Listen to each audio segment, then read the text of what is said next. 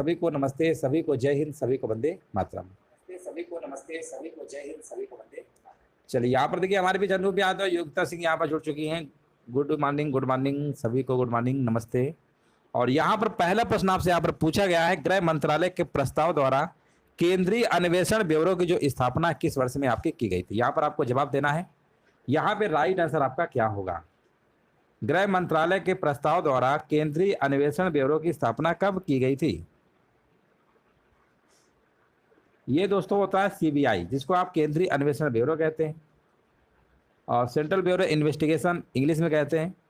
जैसा कि आप लोग जानते हैं, इसकी स्थापना जो है 1963 में हुई थी। 1963 में हुई थी, याद रखिएगा। 1963 में गृह मंत्रालय द्वारा किए गए एक संकल्प द्वारा की गई थी, याद रखिएगा। बिल्कुल करेक्ट आंसर आपका यहाँ पर, राइट आंसर आपका डी नंबर होगा। नहीं 1965 नहीं है, 1963 है। अभी ये प्रश्न आपका एग्जाम में रिसेंटली पूछा गया था, है ना। ये प्रश्न आपका एग्जाम में पूछा जा चुका है। 1963 लगाइएगा, ऑप्शन नंबर डी। अगला प्रश्न आपसे यहाँ पर पूछा गया, निम्नलिखित में से किस मामले में भारत के सर्वोच्च न्यायालय ने माना कि प्रस्तावना जो है संविधान का आपका हिस्सा नहीं है? संविधान का हिस्सा नहीं है भैया, माना है सर्वोच्च न्यायालय ने, सुप्रीम कोर्ट ने माना। किस मामले में माना था, ये आपको कमेंट करना है, आंसर दीजिए क्या होगा। सुप्रीम कोर्ट ने किस मामले में माना कि प्रस्तावना जो है संविधान का हिस्सा नहीं है? अब देखिए यहाँ पर जो आपका है ना, ये जो आपने लगाया ना केशवानंद भारती मामला, इसमें अब आपका माना था और हमने पूछा है कि हिस्सा नहीं है, तो नहीं वाले में आपको लगाना है बेरोबारी संघ मामला। केशवानंद भारती मामले में तो माना गया था और हमने बोला संविधान का हिस्सा नहीं है, इसमें नहीं था और इसमें मान लिया गया, तो ऑप्शन नंबर डी वाला आपको लगाना होगा। हाँ, बहुत बढ़िया, बिल्कुल सही जवाब है, बिल्कुल करेक्ट आंसर है ना। एक बार ये प्रश्न आपको और पूछा गया था, प्रश्न इस तरीके से आया था कि सर्वोच्च न्यायालय ने किस मामले के तहत ये बताया कि प्रस्तावना में संशोधन किया जा सकता है? तो ये आंसर फिर था आपका केशवानंद भारती मामले। इसी के माध्यम से फिर आपका इसी संशोधन, इसी मतलब क्या बोलते हैं, मामले में संशोधन फिर आपका किया गया था। याद रखिएगा, प्रस्तावना में सिर्फ एक ही बार संशोधन हुआ, ये भी आप याद रखना, सिर्फ एक ही बार हुआ है ना, एक बार हुआ, बिल्कुल सही है। संविधान संशोधन आर्टिकल नंबर 368 है आपका। चलिए, दोनों प्रश्नों में कंफर्म हो गया होगा। खुदाई खिदमतगार एक आंदोलन था, कई बार हमने पूछा है कि इसके संस्थापक कौन थे, बट आज के प्रश्न में हमने पूछा है कि भैया ये आमतौर पर किस रूप में जाने जाते थे? तो ये जाने जाते थे, जो भैया आपका आंसर हो जाएगा लाल कपड़े पहनने वाले। लाल कपड़े का है ऑप्शन नंबर बी में, लाल कपड़े पहनने वाले। ऑप्शन नंबर बी वाला आपको लगाना है, लाल कपड़े पहनने वाले। इसके संस्थापक अगर पूछेगा तो खान अब्दुल गफ्फार खान लगाइएगा, अब्दुल गफ्फार खान। भारत के उच्चतम न्यायालय ने किसके मामले में सार्वजनिक न्याय सिद्धांत को लागू किया था? सार्वजनिक न्याय सिद्धांत को लागू किया था, ये आपको बताना आंसर क्या होगा। और ये भी एग्जाम में पूछा जा चुका है प्रश्न, इसका आंसर आपका होगा MC मेहता बनाम कमलनाथ, विकल्प पर जाएगा ए नंबर के साथ। यहां पर जो जवाब आपका होगा बिल्कुल करेक्ट आंसर है ऑप्शन नंबर ए। अगला प्रश्न बताइए, यहाँ पर आपको बताना, राष्ट्रीय मानवाधिकार आयोग किस प्रकार की शिकायतों पर विचार नहीं करता है? किस तरीके की जो यहाँ पर है आपको बताना है, शिकायतों पर विचार नहीं करता है। संक्षिप्त, अस्पष्ट और नाम रहित लिखा हुआ है। तो यहाँ पर अगर हम बात करेंगे क्वेश्चन नंबर 5 में, तो जो यहाँ पर आपका लिखा है ना, अस्पष्ट और नाम रहित, इस प्रकार की शिकायतों पर विचार नहीं करेगा राष्ट्रीय मानवाधिकार आयोग, याद रखिएगा। विकल्प आपको लगाना होगा यहाँ पर ऑप्शन नंबर डी नंबर के साथ। निम्नलिखित में से कौन सा पद संवर्ती सूची का एक हिस्सा है? संवर्ती सूची एक ऐसा सूची है जिसमें केंद्र राज्य दोनों कानून बना सकते हैं, है ना। एक संघ सूची, राज्य सूची, संवर्ती सूची आपने पढ़ा होगा। और ये जो आपका है ना, इसमें एक शिक्षा भी आपका संवर्ती सूची का ही विषय होता है, ये भी आपको याद रखना। पूरा ऐसा नहीं है कि उसमें केंद्र का ही कंट्रोल हो, राज्य का भी रहता है ना। तो ये सब संवर्ती के यहाँ पर, लेकिन ऑप्शन ने दिया है डाकघर बचत बैंक, ये तो आपका होगा नहीं। और यहाँ पर जो 6 नंबर का जवाब होगा ना, लिखा हुआ है एक राज्य से दूसरे राज्य में कैदियों को हटाना, ये वाला क्या है, बिल्कुल करेक्ट आंसर आपका होगा संवर्ती सूची का। और यहाँ पर देख लीजिए, संवर्ती सूची में कुछ हमारे महत्वपूर्ण विषय यहाँ पर शामिल हैं। एक वन है आपका, शिक्षा है, बिजली है, शादी और तलाक संबंधित और श्रमिक संघ, जंगली जानवरों और पक्षियों का संरक्षण भी, ये सब आपके किसमें आते हैं? ये सब आपके संवर्ती सूची के अंतर्गत आपके आते हैं। अगला प्रश्न आपसे यहाँ पर पूछा गया, निम्नलिखित में से किस स्थान पर परमहंस मंडली की स्थापना की गई थी? परमहंस मंडली की स्थापना जो की गई थी, कहाँ पर की गई थी? तो ये दोस्तों की गई थी आपकी बॉम्बे में। अब तो इसका नाम मुंबई हो गया है, बॉम्बे का नाम क्या है, मुंबई हो गया है। और मुंबई आपकी महाराष्ट्र की क्या है, राजधानी है ना। महाराष्ट्र की क्या राजधानी है, बिल्कुल सही आंसर दिया गया है। आगे बढ़ते हैं। यहाँ पर आपको बताना है, देखिए परमहंस मंडली, यहाँ पर आप देख सकते हैं गोपनीय सामाजिक धार्मिक समूह था जिसकी स्थापना 1840 में बॉम्बे में हुई थी। परमहंस मंडली की शुरुआत का जो उद्देश्य है जाति व्यवस्था को समाप्त करना था। बॉम्बे में समाज परमहंस सभा एक गोपनीय समुदाय हुआ करता था और जिसे 1849 में निम्न जाति के लोगों द्वारा भजन गायन और निम्न जाति के रसोइयों द्वारा पकाए गए सांप्रदायिक आहार को साझा करने पर चर्चा के लिए शुरू किया गया था। इस मंडली के निर्माता भैया एक ईश्वर की पूजा करते हैं, वे मुख्य रूप से जाति से संबंधित नियमों को समाप्त करने पर केंद्रित आपके थे।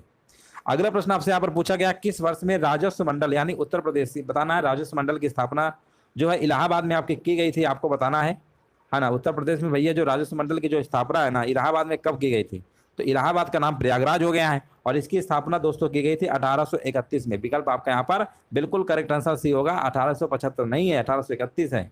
अगला प्रश्न आपको यहाँ पर बताना है, निम्नलिखित में से कौन सा विषय राज्य सूची के अंतर्गत आपका आता है। राज्य सूची के अंतर्गत क्या यह कौन सा आता है, तो इसमें जो लिखा है ना पथकर, ऑप्शन नंबर सी को ध्यान से देखिएगा। पथकर जो आपका है ना, पथकर ये जो आपका है ये आपका किसमें आता है, ये आपका राज्य सूची का विषय है, याद रखिएगा, ऑप्शन नंबर सी लगा देना है। संविधान का वह एकमात्र भाग है जो पूरी तरह से निरस्त कर दिया गया है। वैसे भी संविधान में आप 22 भाग पढ़ते हैं, 12 अनुसूचियां पढ़ते हैं, मूल संविधान 395 अनुच्छेद, इसमें से आपका कौन सा भाग है, 22 भाग में बताइए कौन सा भाग है जो समाप्त कर दिया गया है ना। संविधान संशोधन तो भाग 20 में, बताइए कौन सा है, कह रहे हैं 7 है, क्या बात है, बिल्कुल सही जवाब है, बिल्कुल करेक्ट आंसर दिया गया है। लग रहा तैयारी बिल्कुल बढ़िया चल रही है, ऑप्शन नंबर सी बिल्कुल सही है। अगला प्रश्न आपको यहाँ पर बताना है,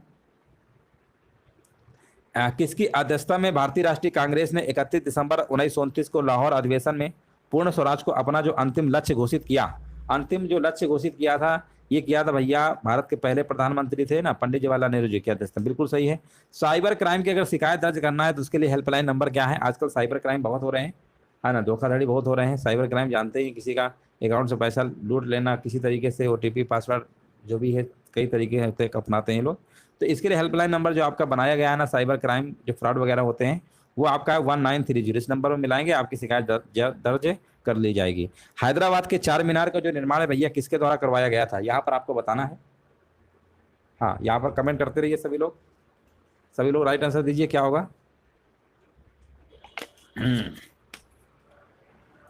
चलिए, क्वेश्चन नंबर 13 कह रहे हैं मोहम्मद कुली कुतुब शाह, बिल्कुल सही आंसर है, बिल्कुल करेक्ट आंसर है। देख ले रहा है किसका किसका भी आया है, क्या बात है। हैदराबाद के चार मीनार का जो निर्माण भैया मोहम्मद कुली कुतुब शाह के द्वारा करवाया गया था। चार मीनार का निर्माण 1591 में कुतुबशाही राजवंश के 5वें शासक सुल्तान यहाँ पर मोहम्मद कुतुब शाह द्वारा करवाया गया था। यहाँ पर आप सब देख सकते हैं, पूरा आपका यहाँ पर लिखा हुआ है। चार मीनार जो है मूसी नदी के पूर्वी तट पर आपका स्थित है। आगे बढ़ेंगे, अगला प्रश्न आपको बताना है, हवा की गति को मापने के लिए निम्नलिखित में से कौन से उपकरण का उपयोग किया जाता है। हवा की गति को मापने के लिए किस उपकरण का उपयोग करते हैं। 14 नंबर में आपका जवाब होगा एनीमोमीटर, ऑप्शन नंबर सी लगा दीजिए। नीला थोथा, बताइए इसका रासायनिक नाम क्या होता है। नीला थोथा को हम कॉपर सल्फेट कहते हैं, है ना, याद रखिएगा कॉपर सल्फेट। कॉपर सल्फेट का रासायनिक फार्मूला क्या होता है। हाँ, कॉपर सल्फेट का होता है CuSO4। क्या होता है दोस्तों, CuSO4 होता है, ये भी याद रखिएगा। CuSO4 को ही भैया कॉपर सल्फेट कहते हैं। अगला प्रश्न यहाँ पर बताइए, CuSO4.5H2O लिखा है ना, बिल्कुल सही है। पोटेशियम नाइट्रेट का फार्मूला KNO3 होता है। आर्गन आधुनिक आवर्त सारणी के 18वें वर्ग में रखी गई है। अक्रिय कैसे है ना, आर्गन, नियान, क्रिप्टॉन, ये सब आपके 18वें वर्ग को ही हम शून्य वर्ग भी कहते हैं। कोलेरू झील भैया बताइए कहाँ पर स्थित है। कोलेरू झील जो है आपकी कहाँ पर है, गुजरात में है आपकी, कहाँ पर है, गुजरात नहीं, सॉरी गुजरात नहीं, एक मिनट, ये आपके आंध्र प्रदेश में, आंध्र प्रदेश है। कोलेरू झील गुजरात नहीं, आंध्र प्रदेश में। ऑप्शन नंबर बी लगाइए, 16 नंबर का बी होगा, 16 नंबर का बी आंध्र प्रदेश। आगे बढ़ेंगे, अगला प्रश्न बताइए। यहाँ पर आप देख सकते हैं कोलेरू झील आंध्र प्रदेश में स्थित है। कोलेरू झील की देश की सबसे बड़ी ताजे पानी की झीलों में से एक है। ये कृष्णा और गोदावरी नदी के डेल्टा के मध्य आपका स्थित है। यह झील दो नदियों के लिए प्राकृतिक बाढ़ संतुलन जलाशय का कार्य करती है। 1999 में 1999 में ये एक वन्य जीव अभ्यारण्य के रूप में भैया अधिसूचित किया गया। एक रामसर स्थल भी आपका है। अब आपको कमेंट करना है कि भारत में कुल कितने रामसर स्थल हैं और उत्तर प्रदेश में कितने हैं। हाँ, उत्तर प्रदेश में भैया कितने हैं और भारत में कितने हैं, कमेंट करके आपको बताना है। यहाँ पर हमें आपको आंसर बताना है क्या होगा। टोटल रामसर स्थल कितने हैं यूपी में और भारत में कितने हैं, दोनों बताइए। राष्ट्रीय मानवाधिकार आयोग का अध्यक्ष भैया कौन होता है? 17 नंबर का आपका जवाब होगा यहाँ पर भारत के सेवानिवृत्त मुख्य न्यायाधीश, जो कि ऑप्शन नंबर बिल्कुल करेक्ट आंसर दिया गया है। बताइए भारत में वर्तमान में कुल कितने रामसर स्थल हैं और उत्तर प्रदेश में कितने हैं? और यहाँ पर देखिए राष्ट्रीय मानवाधिकार आयोग का जो अध्यक्ष है भारत के सेवानिवृत्त मुख्य न्यायाधीश होते हैं, याद रखिएगा। राष्ट्रीय मानवाधिकार आयोग एक स्वतंत्र वैधानिक संस्था है जिसकी स्थापना मानव अधिकार संरक्षण अधिनियम 1993 के प्रावधानों के तहत 12 अक्टूबर 1993 को की गई थी। इसका मुख्यालय नई दिल्ली में आपका स्थित है। देखिए यहाँ पर भी कमेंट किसी के नहीं आया है। भारत में रामसर स्थल टोटल कितने हैं? 10 दिसंबर को अंतर्राष्ट्रीय मानवाधिकार दिवस मनाया जाता है। ये प्रश्न बहुत बार आया है। अंतर्राष्ट्रीय मानवाधिकार जो मनाया जाता है 10 दिसंबर को मनाया जाता है। आगे बढ़िए, यहाँ पर बताइए चंद्रगुप्त प्रथम के बाद गुप्त साम्राज्य की जो बागडोर है भैया किसने संभाली, है ना? यहाँ पर बताइए आंसर क्या होगा। कह रहे हैं रामसर स्थल कह रहे हैं 75 है भारत में, बिल्कुल सही है। उत्तर प्रदेश में कितने हैं? चंद्रगुप्त प्रथम के बाद गुप्त साम्राज्य की बागडोर किसने संभाली? 18 नंबर। 18 नंबर का जवाब होगा ऑप्शन नंबर बी होगा, समुद्रगुप्त कह रहे हैं। बहुत बढ़िया, बिल्कुल सही आंसर दिया गया है, समुद्रगुप्त। उत्तर प्रदेश में कितने हैं? 10 हैं रामसर स्थल, बिल्कुल सही है। यूपी में 10 है, भारत में 75 है। यहाँ पर देख सकते हैं चंद्रगुप्त प्रथम के बाद भैया समुद्रगुप्त ने संभाली, याद रखिएगा, बिल्कुल करेक्ट आंसर आपका था। चंद्रगुप्त द्वितीय ने भैया विक्रमादित्य की उपाधि धारण की। कई बार तो यही पूछ लिया गया है कि विक्रमादित्य की उपाधि किसने धारण की थी? चंद्रगुप्त द्वितीय ने किया था। यहां पर अगला प्रश्न आपसे पूछा गया, केवलादेव घाना राष्ट्रीय उद्यान कहां पर स्थित है? केवलादेव घाना राष्ट्रीय उद्यान आपसे पूछा गया है और ये दोस्तों आपका है राजस्थान में। कहां पर है ये? राजस्थान में। अगला प्रश्न आपको बताना है महोत्सव जो है पर्व एक है भारत के किस भाग में मनाया जाता है? महोत्सव जो पर्व है ये आपका भारत के भैया कौन से राज्य में मनाया जाता है? भारत में 28 राज्य हैं, 8 केंद्र शासित प्रदेश हैं और ये मनाया जाता है नागालैंड। नागालैंड की राजधानी क्या है? कोहिमा। आगे बढ़ेंगे, भारत में राष्ट्रीय मानवाधिकार आयोग की स्थापना कब हुई थी? अभी अंतर्राष्ट्रीय मानवाधिकार बताए थे दिवस 10 दिसंबर। अब बोला गया है भारत में राष्ट्रीय मानवाधिकार आयोग की स्थापना कब हुई थी? 1993, अभी जस्ट बताया था। आगे बढ़ेंगे, यहाँ पर आप देख सकते हैं 1993 में की गई थी नई दिल्ली में। 10 दिसंबर को मानवाधिकार दिवस भी आपका मनाया जाता है। 1929 में दिल्ली की केंद्रीय विधानसभा सेंट्रल लेजिस्लेटिव असेंबली में किन दो स्वतंत्रता सेनानियों ने, है ना, स्मोक बम फेंके थे? स्मोक बम फेंके थे, यहाँ पर बताना है। 22 नंबर का जवाब क्या होगा? 22 नंबर का जवाब आ चुका है, बिल्कुल सही आंसर बताया जा रहा है। भगत सिंह और बटुकेश्वर दत्त जी ने, बिल्कुल सही है आंसर आपका जाएगा सी नंबर के साथ।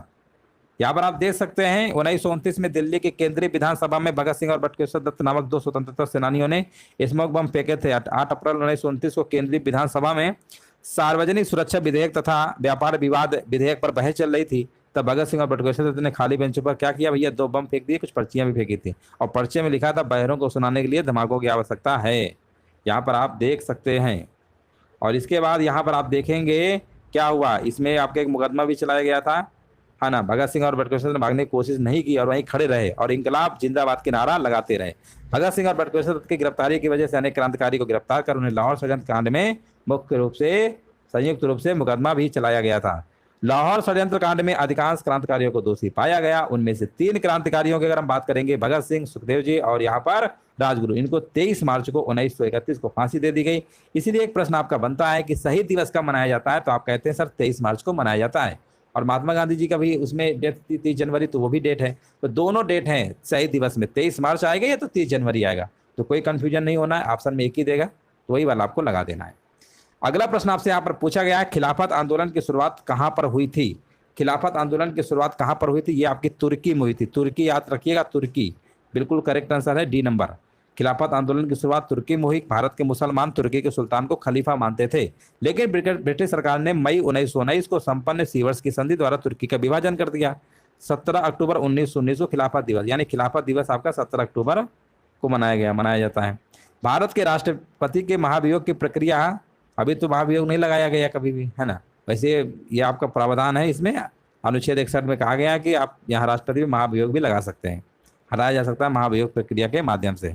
बैंक दर वो ब्याज दर होती है ना जिस पर मतलब यहाँ पर केंद्रीय जो बैंक है, आपकी सेंट्रल बैंक है, वो वाणिज्य बैंकों को क्या करती है? ऋण देती है ना। ये होता है बैंक दर। इनमें से कौन सा पुरस्कार भारत में खेलों और प्रतिस्पर्धाओं के कोचों को दिया जाता है? मतलब कोचों को देने वाला भैया कौन सा पुरस्कार है? द्रोणाचार्य अवार्ड है, ऑप्शन नंबर डी लगा दीजिए। मोरक्को का प्रसिद्ध यात्री इब्न बतूता जो है किस काल में भारत आया था? किसके काल में भारत आया था बताइए? ये आया था आपका कब आया था? दिल्ली सल्तनत के टाइम पे आया था, बिल्कुल सही है, दिल्ली सल्तनत के टाइम पे आया था। यहाँ पर आप देख सकते हैं मोरक्को का प्रसिद्ध यात्री इब्न बतूता दिल्ली सल्तनत काल में भारत आया था। मोरक्को निवासी इब्न बतूता 1333 में दिल्ली आया। मोहम्मद बिन तुगलक ने इब्न बतूता को दिल्ली का काजी यानी जज बनाया था, ये भी आपको याद रखना है। और मोहम्मद बिन तुगलक ने अपना राजदूत बनाकर इब्न बतूता को चीन भी भेजा था। अब एक और प्रश्न है, इब्न बतूता ने रेहला नामक यात्रा विवरण लिखा है, याद रखिए रेहला है।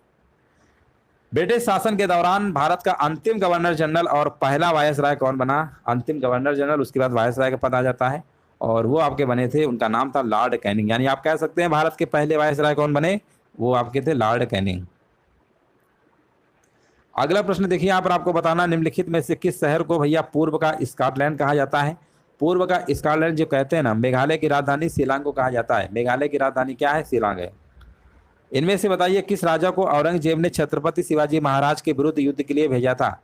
किस राजा को औरंगजेब ने छत्रपति शिवाजी महाराज के विरुद्ध युद्ध में भेजा था? यहाँ पर आंसर होगा, राजा कौन भैया थे? जयसिंह। यहाँ पर जयसिंह बिल्कुल सही आंसर आपका है, यहाँ पर देख सकते हैं। 1665 में शिवाजी और जयसिंह की भी पुरंदर की संधि हुई, ये कई बार प्रश्न आपका पूछा गया है। इनमें से बताइए कौन सा स्थलीय ग्रह आपका नहीं है? स्थलीय ग्रह की जब हम बात करेंगे ना, तो अरुण नहीं है, जिसको आप यूरेनस कहते हैं, ये आपका स्थलीय ग्रह नहीं है, बाकी सब हैं।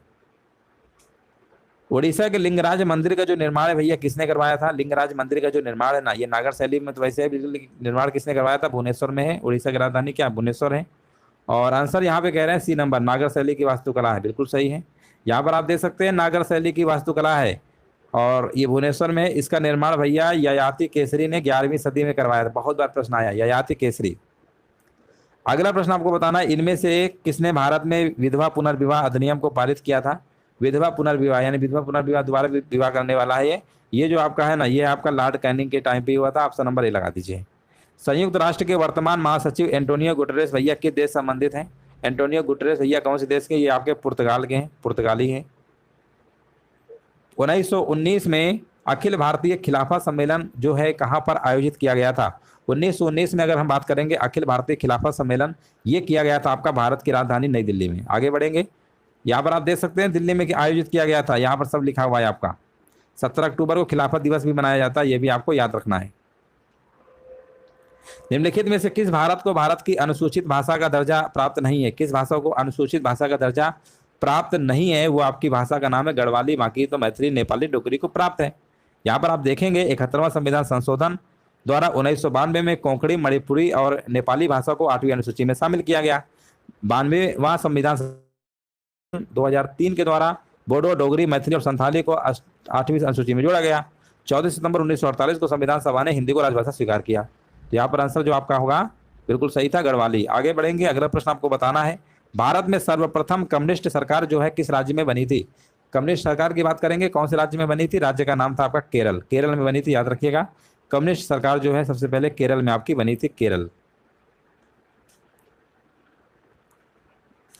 अगला प्रश्न देखिए, यहाँ पर आप देख सकते हैं 1970 में मोरारजी देसाई प्रथम गैर कांग्रेसी आपके प्रधानमंत्री आपके नियुक्त हुए थे। भारतीय ध्वज के डिजाइन का श्रेय इनमें से किसे दिया जाता है? राष्ट्रीय ध्वज की अगर डिजाइन की अगर हम बात करेंगे तो भैया उनका नाम है पिंगली वेंकैया को दिया जाता है, वेंकैया। कौन सा भारतीय हवाई अड्डा दुनिया का प्रथम हवाई अड्डा है जो पूर्ण रूप से सौर ऊर्जा से क्या है संचालित है? दुनिया का मान लीजिए प्रथम हवाई अड्डा है और उसका नाम है आपका कोचीन अंतर्राष्ट्रीय हवाई अड्डा। ऑप्शन नंबर बी आपका सही है।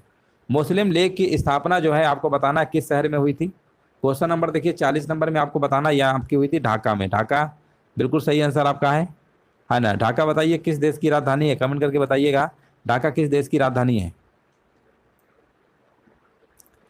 हीनयान और महानयान किस धर्म के यहाँ पर आपके पंथ हैं? आपको बताना है ना। यहाँ पर आपको बताना ये आपके हैं बौद्ध धर्म, बिल्कुल सही, ऑप्शन नंबर ए होगा। भारतीय संविधान के किस अनुच्छेद के अनुसार प्राकृतिक पर्यावरण की सुरक्षा जो है प्रत्येक नागरिक का जो मौलिक कर्तव्य है ना, वो कहा गया है 51 का ए में। बांग्लादेश की है, बहुत बढ़िया, बिल्कुल सही है, 51 का ए में कहा गया है, बिल्कुल सही आंसर आपका है। भारतीय संविधान में यहाँ पर आप देख सकते हैं नेपाली काठमांडू है। यहाँ पर बताइए भारतीय संविधान में अनुच्छेद 35 से किस वर्ष में जोड़ा गया था? 35 ए जोड़ा गया था 1954 में, 1954 में जोड़ा गया था। 35 से दे सकते हैं जम्मू कश्मीर के विधानसभा को नागरिकता संबंधित कानून बनाने का अधिकार दिया करता था। है ना। अब तो आप देख रहे हैं ये संबंधित कानून बना सकते थे। और 2019 में आप जानते ही हैं जम्मू कश्मीर पुनर्गठन अधिनियम आया और 35A को भैया समाप्त कर दिया गया, समाप्त कर दिया गया, याद रखिएगा। अब ये नहीं है, 35A का काम खत्म। इनमें से कौन भारतीय रिजर्व बैंक के पहले भारतीय गवर्नर थे? भारतीय भी होना चाहिए और पहले गवर्नर भी होना चाहिए। तो भारतीय हैं भैया CD देशमुख, है ना। CD देशमुख, ऑप्शन नंबर आपका ए नंबर सही है। धर्म सभा का संस्थापक इनमें से कौन था? धर्म सभा के जो संस्थापक थे वो कौन थे आपको बताना है, और उनका नाम क्या था? उनका नाम था दोस्तों, याद रखिएगा, उनका नाम था आपका राधाकांत देव। राधाकांत देव बिल्कुल सही है। अगला प्रश्न बताइए, यहाँ पर आपको जवाब देना है।